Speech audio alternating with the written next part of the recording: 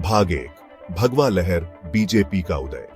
India दुनिया का सबसे बड़ा डेमोक्रेसी एक क्रॉसरोड्स पर खड़ा है। नरेंद्र मोदी और भारतीय जनता पार्टी या बीजेपी के उदय ने पॉलिटिकल लैंडस्केप को बदल दिया है।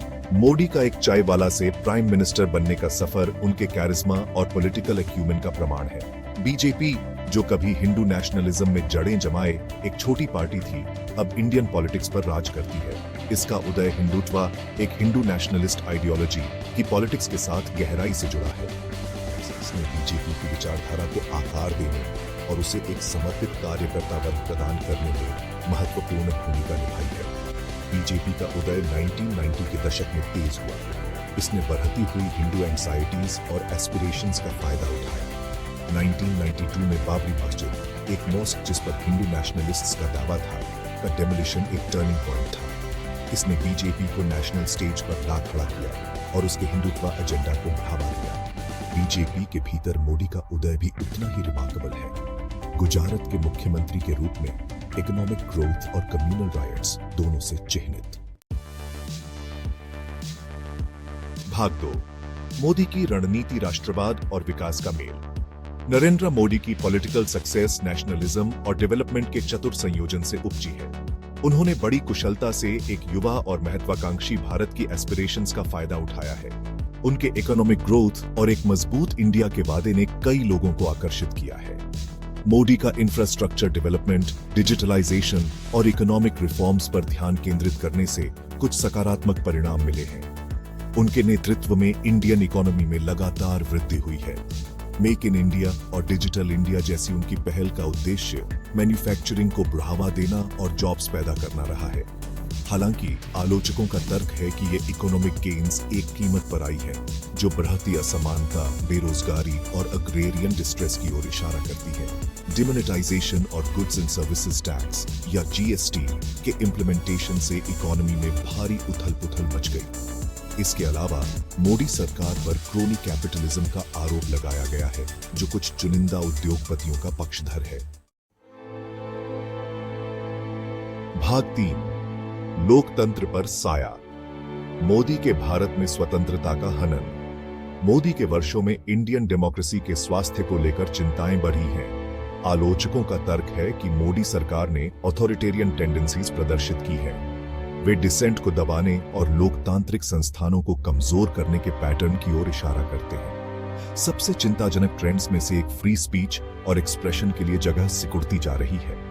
सरकार के आलोचक पत्रकारों, कार्यकर्ताओं और शिक्षाविदों को डराने, धमकाने और यहां तक कि हिंसा का सामना करना पड़ा है। सरकार ने डिसेंट को दबाने के लिए राजद्रोह कानून और गैर कानूनी गतिविधियां, रोकथाम अधिनियम या यूएपीए जैसे कानूनों का इस्तेमाल किया है। न्यायपालिका की स्वतंत्रता भी जांच के घेरे में आ गई है, जिसमें सरकार के हस्तक्षेप के आरोप लगे हैं। न्यायाधीशों के स्थानांतरित किए जाने या सुपरसीडेड किए जाने की कई घटनाओं ने भौहें चढ़ा दी हैं।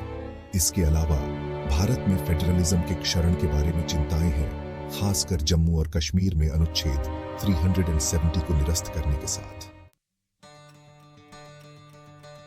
भाग 4, असंतोष और अवज्ञा, लहर के खिलाफ आवाजें। चुनौतियों के बावजूद इंडिया का वाइब्रेंट सिविल सोसाइटी और मीडिया का एक वर्ग सरकार को जवाबदेह बनाए हुए है। छात्र, कार्यकर्ता, किसान और आम नागरिक उन नीतियों का विरोध करने के लिए सड़कों पर उतरे हैं जिन्हें वे अन्यायपूर्ण मानते हैं।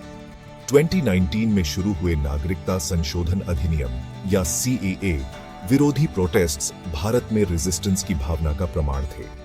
धार्मिक और सामाजिक विभाजनों को पार करते हुए देश भर में लाखों लोगों ने डिस्क्रिमिनेटरी लॉ का विरोध किया। प्रदर्शनों ने पीसफुल रेजिस्टेंस की शक्ति और भारत के सेक्युलर फैब्रिक की सुरक्षा के महत्व को प्रदर्शित किया। विवादास्पद कृषि कानूनों के खिलाफ किसानों का विरोध नागरिकों द्वारा अपने अधिकारों के लिए खड़े होने का एक और उदाहरण था। 1 साल से अधिक समय तक किसानों ने दिल्ली की सीमाओं पर डेरा डाले रखा, उन कानूनों को निरस्त करने की मांग की जिनके बारे में उन्हें डर था कि वे एग्रीकल्चर का कॉर्पोरेटाइज कर देंगे। असंतोष और अवज्ञा की ये घटनाएं दर्शाती हैं कि भारत में लोकतंत्र की भावना समाप्त नहीं हुई है। भाग 5, बीजेपी का बचाव, राष्ट्रवाद एक एकीकृत शक्ति के रूप में। बीजेपी का तर्क है कि उसकी नीतियां भारत और उसकी राष्ट्रीय पहचान को मजबूत करने के उद्देश्य से हैं। यह हिंदू नेशनलिज्म पर अपने ध्यान को एक साझा सांस्कृतिक विरासत के आधार पर देश को एकजुट करने के प्रयास के रूप में सही ठहराता है। बीजेपी के समर्थकों का मानना है कि वैश्विक शक्ति के रूप में भारत के उदय के लिए मोदी का मजबूत नेतृत्व जरूरी है। वे उन्हें वर्ल्ड स्टेज पर भारत के गौरव और प्रतिष्ठा को बहाल करने का श्रेय देते हैं। राष्ट्रवाद पर बीजेपी के जोर ने आबादी के एक बड़े हिस्से को प्रभावित किया है। आलोचकों का तर्क है कि बीजेपी का नेशनलिज्म का ब्रांड एक्सक्लूजनरी और डिवीजिव है, जो असहिष्णुता और भय का माहौल बनाता है, खासकर अल्पसंख्यकों के लिए। भाग 6 अंतरराष्ट्रीय नजर, वैश्विक चिंताएं और भारत की प्रतिक्रिया। मोदी के नेतृत्व में भारत में पॉलिटिकल डेवलपमेंट्स अंतरराष्ट्रीय स्तर पर किसी से छिपे नहीं हैं। मानवाधिकार संगठनों और अंतरराष्ट्रीय मीडिया ने डिसेंट के लिए सिकुड़ती जगह और अल्पसंख्यकों के साथ व्यवहार को लेकर चिंता व्यक्त की है। कुछ विदेशी सरकारों ने भी भारत के हालात पर चिंता जताई है। भारत सरकार ने अक्सर अंतरराष्ट्रीय आलोचना पर रक्षात्मक प्रतिक्रिया दी है। विदेशी संस्थाओं पर उसके इंटरनल अफेयर्स में दखल देने का आरोप लगाया है। उसका कहना है कि भारत एक वाइब्रेंट डेमोक्रेसी है और उसके नागरिकों को मौलिक अधिकार प्राप्त हैं। सरकार ने अपनी इकोनॉमिक प्रोग्रेस और अपने नागरिकों के जीवन को बेहतर बनाने के अपने प्रयासों पर भी प्रकाश डाला है। उसका तर्क है कि उसके डेवलपमेंट एजेंडा को अंतरराष्ट्रीय ध्यान का प्राइमरी फोकस होना चाहिए। हालांकि आलोचकों का तर्क है कि अंतरराष्ट्रीय आलोचना पर सरकार की प्रतिक्रिया अपर्याप्त रही है, जो अक्सर वैध चिंताओं को विदेशी प्रोपेगेंडा बताकर खारिज कर देती है। वे अंतरराष्ट्रीय समुदाय से भारत को उसके मानवाधिकार रिकॉर्ड के लिए जवाबदेह बनाए रखने का आग्रह करते हैं। भाग 7 भारतीय लोकतंत्र का भविष्य, एक दौराहे पर राष्ट्र। जैसे जैसे इंडिया आगे BRH रहा है, उसके डेमोक्रेसी का भविष्य अधर में लटका हुआ है। लोकतांत्रिक आदर्शों और ऑथोरिटेरियन टेंडेंसीज के बीच इस संघर्ष के परिणाम के न केवल भारत के लिए बल्कि पूरी दुनिया के लिए गंभीर परिणाम होंगे। आने वाले वर्षों में भारत के लोकतांत्रिक संस्थानों के लचीलेपन की परीक्षा होगी। न्यायपालिका, चुनाव आयोग और अन्य स्वतंत्र निकाय लोकतंत्र की रक्षा में महत्वपूर्ण भूमिका निभाएंगे। सरकार को जवाबदेह बनाए रखने के लिए एक विजिलेंट मीडिया और एक वाइब्रेंट सिविल सोसाइटी जरूरी होगा। इंडियन डेमोक्रेसी की रक्षा की जिम्मेदारी न केवल संस्थानों पर बल्कि हर नागरिक पर है। इसके लिए लोकतांत्रिक प्रक्रिया में सक्रिय भागीदारी, संवैधानिक मूल्यों के प्रति प्रतिबद्धता और सत्ता के सामने सच बोलने की इच्छा शक्ति की आवश्यकता है। भाग 8 निष्कर्ष, मोदी के युग में आशा और अनिश्चितता।